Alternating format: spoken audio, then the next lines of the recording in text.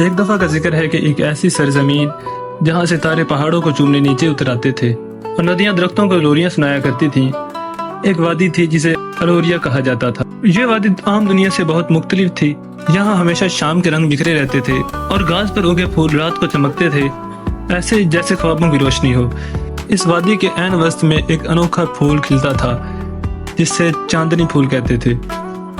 ये फूल 100 साल में सिर्फ एक बार खिलता था, जब चांद पूरे जोबन पर होता। जो कोई इस फूल को छूता वो अपने दिल की सबसे गहरी सरगोशी को सुन सकता था।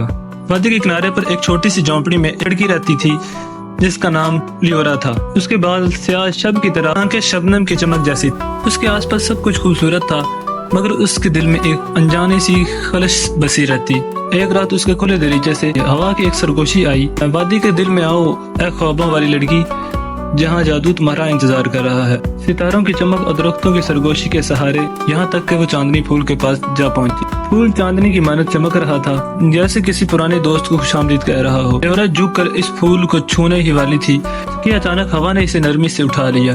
उसकी आंखों के सामने नाचने लगे बोलते जानवर, मौसीकी से भरे आसमान और एक महल जहाँ ख्वाब जन्म लेते थे और कभी मरते नहीं थे। चांदनी फूल ने शबनम की नरमी जैसी आवाज में कहा, तुम भागना नहीं चाहती ए प्यारी बच्ची, तुम बनना चाहती हो जो तुम हो वही मुकम्मल हो तुम। एक नरम चमक के साथ लियोरा ने आंखें खोली। अब वादी इसे पहचानती थी।